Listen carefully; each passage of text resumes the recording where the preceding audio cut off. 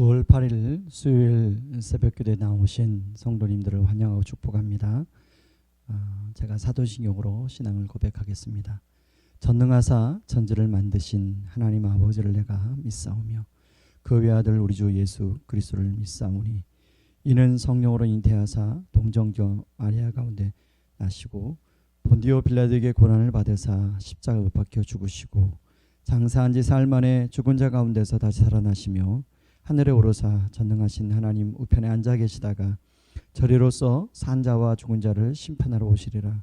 성령을 믿사오며 거룩한 공유와 성도가 서로 교통하는 것과 죄를 사하여 주시는 것과 몸이 다 사는 것과 영원히 사는 것을 믿사옵나이다. 아멘. 오늘 우리가 살펴볼 하나님 말씀은 갈라디아서 4장 1절에서 11절 말씀입니다. 제가 읽겠습니다. 내가 또 말하노니 유업을 이을 자가 모든 것의 주인이나 어렸을 동안에는 종과 다름이 없어서 그 아버지가 정한 때까지 후견인과 청지기 아래 있나니 이와 같이 우리도 어렸을 때 이 세상의 초등학문 아래 있어서 종노릇 하였더니 때가 참에 하나님이 그 아들을 보내사 여자에게서 나게 하시고 율법 아래에 나게 하신 것은 율법 아래에 있는 자들을 속량하시고 우리로 아들의 명분을 얻게 하려 하심이라. 너희가 아들이므로 하나님이 그 아들의 영을 우리 마음 가운데 보내사 아빠 아버지라 부르게 하셨느니라. 그러므로 내가 이후로는 종이 아니요 아들이니 아들이면 하나님으로 말미암아 유업을 받을 자니라. 그러나 너희가 그때에는 하나님을 알지 못하여 본질상 하나님이 아닌 자들에게도 종노릇 하였더니 이제는 너희가 하나님을 알 뿐 아니라 더욱이 하나님이 아신 바 되었거늘 어찌하여 다시 약하고 천박한 초등학문으로 돌아가서 다시 그들에게 종노릇 하려 하느냐. 너희가 날과 달과 절기와 해를 삼가 지키니 내가 너희를 위하여 수고한 것이 헛될까 두려워하노라. 아멘. 어린아이와 같은 행동을 하다가도 청소년기, 청년기, 또 장년기, 어른이 되는 과정을 통해서 우리는 점점 성장하고 성숙해져 갑니다. 만약 어른이 되어서도 어린아이와 같은 생각에 머물러 있거나 또 어린아이와 같은 행동을 하게 된다면 우리는 그런 사람을 가리켜 성인 아이다 라고 표현을 하지요. 바로 오늘 본문의 갈라디아 교회 성도들이 바울이 볼 때는 이제 예수 그리스도의 복음을 알고 이제 어른으로, 영적인 어른으로 그렇게 성장하고 있어야 되는데 바울이 볼 때는 여전히 영적인 어린아이와 같은 그런 행동을 하고 있더라는 것입니다.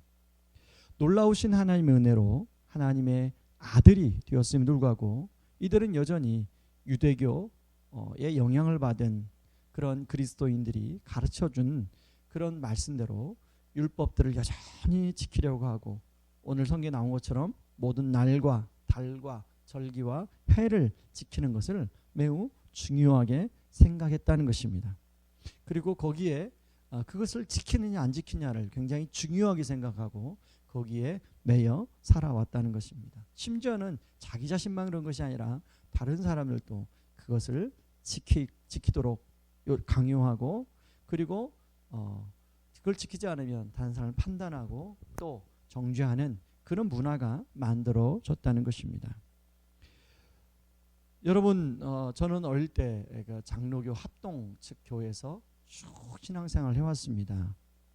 사실은 얼마 전까지만 해도 저는 주일날 돈을 사용하는 것에 대해서 굉장한 죄책감과 그리고 양심의 가책을 느꼈습니다. 왜요? 어릴 때부터 우리 그 장로교 합동 제가 자란 교회의 문화는 주일날 절대로 돈을 사용하면 안 된다. 주일날 돈을 사용하는 것은 하나님 앞에 죄를 짓는 것이다. 그렇기 때문에 주일날 돈을 사용하지 말라고 그렇게 엄격하게 우리에게 요구를 했습니다. 그래서 어린 시절에 뭔가 주일날 아이스 깨끼를 사 먹고 싶거나 뭔가를 이제 돈을 사용해야 되는 그런 상황이 오게 되면 그걸 꼭 참거나 결국은 참지 못하다가 그 주일날 사 먹고 엄청나게 양심의 가책을 느끼고 마치 하나님이 나를 벌하면 어떻게 하나 그 두려움 속에 떨었던 기억이 제 안에 있습니다. 제가 이제 제대로 복음을 알고 또 신앙이 성장하고 해서 이제 하나님의 말씀을 제대로 보니까 그것이 다 불필요한 것이었다는 것을 알게 되었습니다. 참 제가 그 복음이 주는 참된 자유를 모를 때 그것 때문에 얼마나 매이고 거기에 구속당하고 그렇게 살았는가 생각하니까 마치 속은 것 같은 그런 생각이 드는 것입니다. 아마 저만 그런 것이 아니라 많은 분들이 동일한 경험을 했을 것입니다.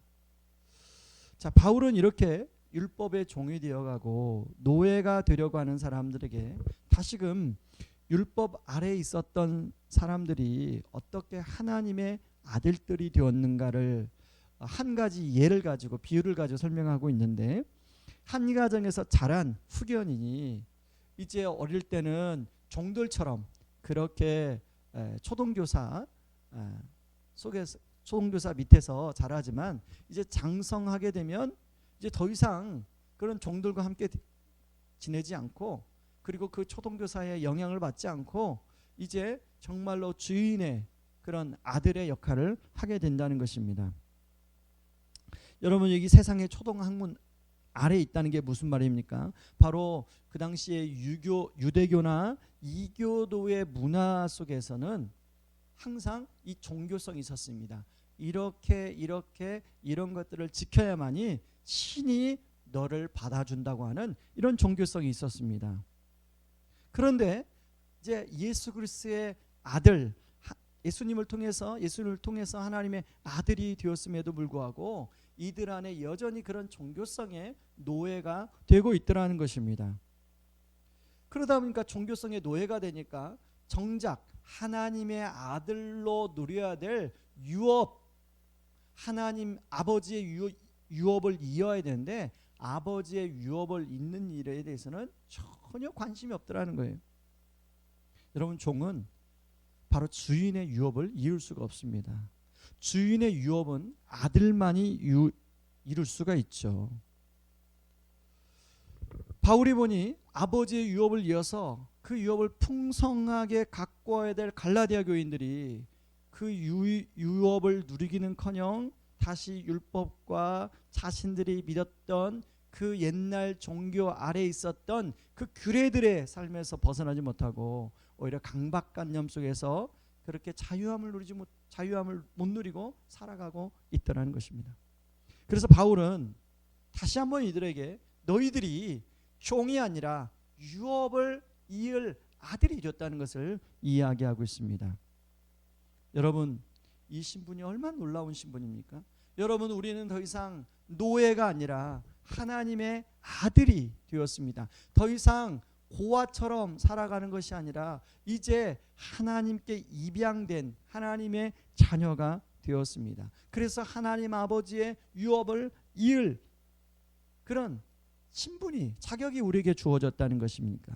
여러분, 이 유업이 무엇입니까? 바로 이 유업은 하나님의 나라입니다. 바로 예수님이 이 땅에 오시자마자 회개하라, 천국이 가까웠다. 이 천국이 가까웠다는 게 킹덤 오브 헤븐, 하나님의 나라이죠. 여러분, 하나님 나라는 예수님을 인생의 주인으로 모시고 인생의 주인을 모시고 그 하나님 말씀에 순종하며 살아가기 시작할 때, 그때부터 그 삶은 하나님 나라가 이루어지는 것입니다. 그러므로 예수님을 주인으로 모시고 삶의 반경에서 더 많은 순종을 해갈 때 바로 하나님 나라가 풍성하게 이루어지게 되는 것이죠.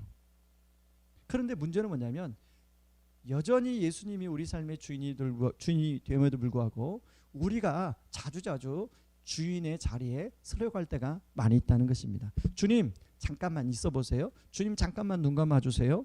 제가 그 다음에 주인으로 인정해 드릴게요. 이런 식으로 살아가는 사람이 많다는 것입니다. 그러면서 오히려 그 하나님의 말씀에 순종하지 못하는 것 때문에 굉장히 죄책감을 갖고 불안 속에 살아가는 성도들이 많다는 것입니다. 이런 실정이다 보니까 예수님이 요한복음 10장 10절에서 말하는 그 풍성한 삶을 살아가는 성도들이 없어요. 그 풍성한 삶이 어떤 것인가 구체적으로 이해하고 그런 그 삶에 대한 그 풍성함을 누리는 성도님들이 많지 않다는 것입니다. 근데 실제로 많은 사람들은요, 이런 그 안에 풍성한 삶을 살고 싶어하는 그 갈망이 있습니다. 그래서 열심히 자기의 주어진 삶에서 노력하고 애를 씁니다. 그래서 눈에 보이는 어떤 목표를 이루고, 그리고 또 많은 사람들에게 명성을 얻고, 그리고 또 그로 인해서 참 많이 풍족한 삶을 또 사는 분들도 있습니다. 그런가 하면 어떤 분들은 그런 걸 목표로 하다가 그 뜻대로 되지 않아서 또 그런 삶을 살지 못하는 사람이 있습니다. 자, 그런 풍족한 삶을 사는 사람이나 그런 삶을 살지 못하는 사람이나 공통점 뭐냐면, 하나님이 원하시는 진짜 풍성한 삶, 늘 그 안에 마음의 공허함이 있다는 것입니다. 풍성한 삶을 사는 것이 아니라 그 마음에 공허함이 있다는 거예요. 이걸 위해서 여러분 4절에 보면 때가 참에 하나님은 그 아들을 이 땅에 보내셨다는 것입니다. 4절에 보면 그 아들이 여자에게서 나서 율법 아래 나게 하셨다고 하는데요, 여러분 하나님이 그 아들을 이 땅에 보내셨을 때 여러분 상식적으로 강력한 힘을 가진 그런 아들로 보내시지 않겠습니까? 그런데 여자에게서 태어나게 하는 갓난 아기로 보내시고, 그 당시에 수많은 사람들도 지키지 못하는 그 율법 규례의 문화를 다 지켜야만 하는 사회 속에 보내셨다는 것입니다. 근데 놀라운 것은요, 예수님이 그 모든 율법의 요구를 다 이루셨다는 것입니다. 여러분, 수많은 율법의 규례들을 예수님처럼 완벽하게 순종하신 분은 아무도 없습니다.